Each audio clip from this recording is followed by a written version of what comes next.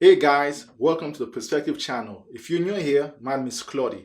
I'm a real estate agent and a mortgage broker here in Atlanta. I release video every week where I share my perspective on a range of topics from real estate to personal finance and business. In today's video, I will go over 6 common mistakes made by first-time home buyers and how to avoid them.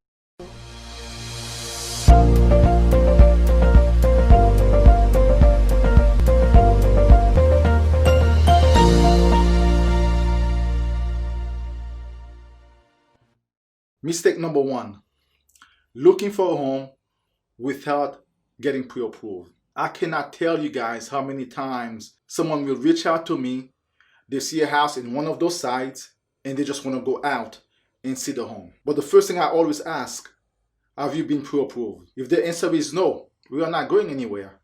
Because shopping for a house without knowing what you qualify for and what you can afford is a waste of your time, the agent time, and the seller time. So imagine you go out there, you find this home that you fall in love with. Then you want to make an offer. You reach out to your lender, say, I've seen this house, and I want to make an offer on the house. So the lender say, okay, send me your information. So the lender gets your information, runs your information through, and say, okay, you qualify for X amount. But it's much lower than the house that you find. You get upset. Worse yet, you reach out to your lender, give your lender your information, and your lender say, guess what? You're not qualified to get a mortgage. That could be very devastating.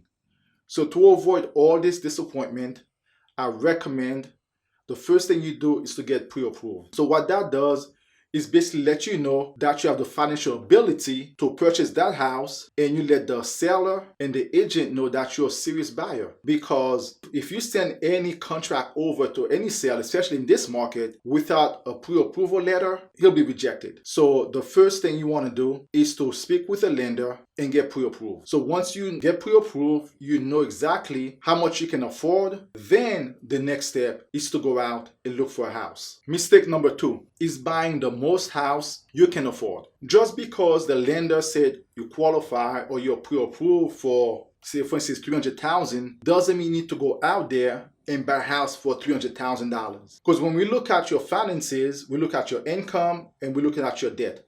So the debt that we look into, basically, we look at your housing payment, we look at if you have credit cards payment, we look at if you have any student loans, car payment, if you have any child support obligations or alimony payment.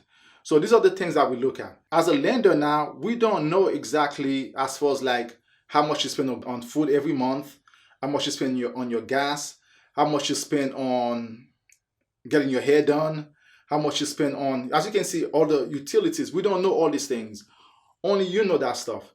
So once again, you don't want to get in a position where you buy an expensive house, yet financially you cannot afford it. Just because the lender says you can afford X amount does not mean that you really can afford it. So the best thing is you know your budget, you know what you can afford. So if it's $300,000 you're approved for, if you can afford to manage $250,000, so I definitely recommend that you stay within that range. So the last thing you want to do is, I know getting your first home is a very exciting time, but the last thing you want to do is to get into a house and be house poor. Because especially if you're moving from an apartment to a house, there's a lot of other expenses that goes along with that. So you don't want to get into a house where pretty much all your money is going into your bills.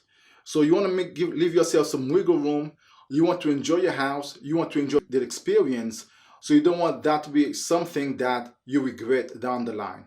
So make sure whatever the lender said you can afford, you know your financial situation. If you can go below that and you be comfortable handling that, then I'll definitely recommend you do that. Mistake number 3, using all your savings for down payment. I know getting your first house is very exciting. You're going to do everything that you can to get into the house. But the problem with that is, for a lot of first-time home buyers, they are not thinking as far as like during the process, you're going to spend a lot more money than just your down payment. Your earnest money, you're going to have appraisal cost, you're going to have inspection, all these things will pop up. So you don't want to come to position where these things come up, you don't lose all your savings for down payment and have nothing else. So what I definitely suggest is make sure you have enough money for your down payment, for your closing cost, and 3 months living expense in a saving account. Because if you drain all your money for your down payment, if something were to happen, then basically you have nothing else left.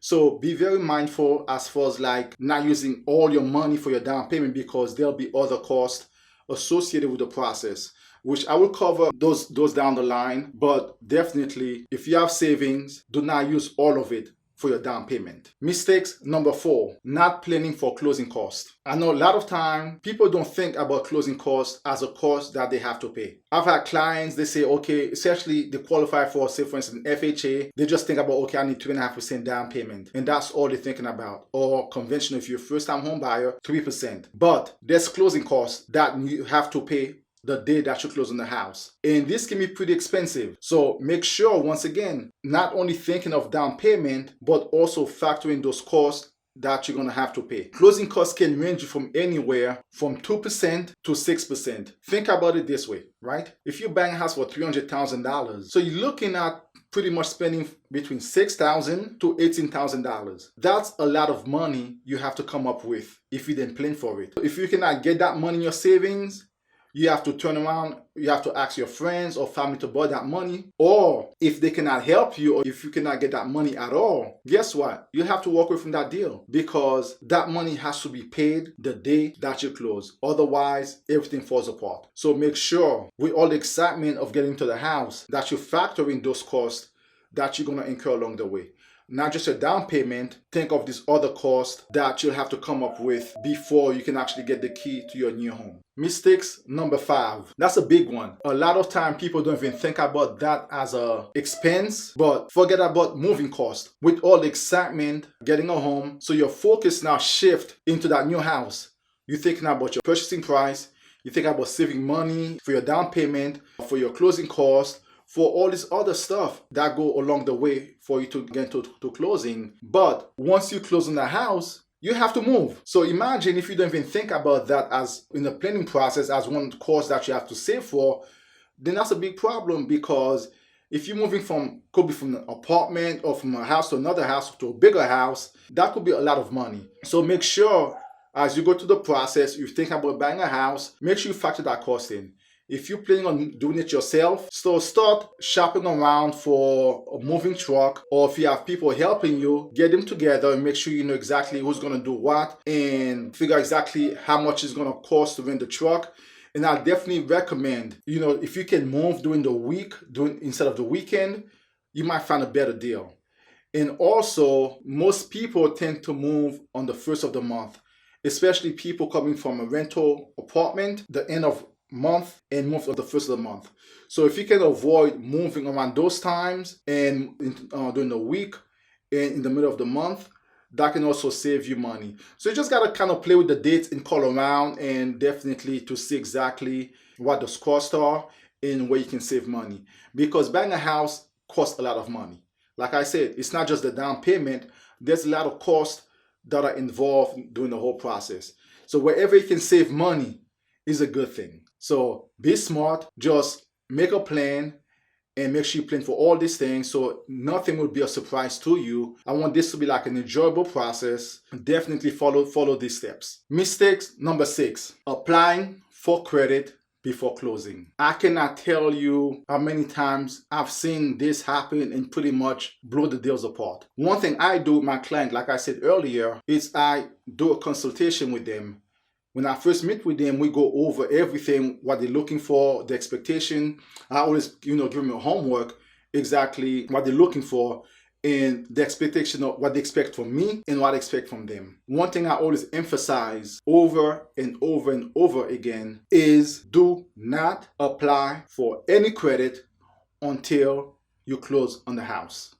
Once again, do not apply for any credit until you close on the house. Because what people fail to realize, even though the lender approves you initially for a mortgage, but we will pull your credit again the day before you close. If you apply for any credit, in all likelihood, that will affect your credit score. Especially if you're just on the borderline, barely making it, As for credit-wise, any credit you apply for will jeopardize your score being dropped. I've had this experience a few times where one of my clients actually, she stopped paying her bills for whatever reason. She was working, she could have paid it. For whatever reason, she decided she didn't want to pay her bill anymore. I didn't know about that until they pulled her credit and see that's what she did. Unfortunately, she couldn't get the house. So she was upset with me, but that's not my fault. If you guys in the process of buying a house, if you're currently in the process, make sure whatever you do not apply for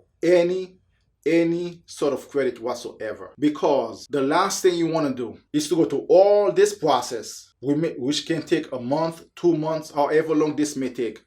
You've done everything right. Then the last minute when we pull your credit and we see that you apply for credit and your score's been dropped. Worst case scenario, you may not be able to qualify for a mortgage and pretty much everything is done. So you don't want that to happen. Just make sure you follow those steps and be smart. Now that you're equipped with my home buying tips and know what mistakes to avoid, let me know how I can help you in any way in your home buying journey. I will post all my contact info in the description below.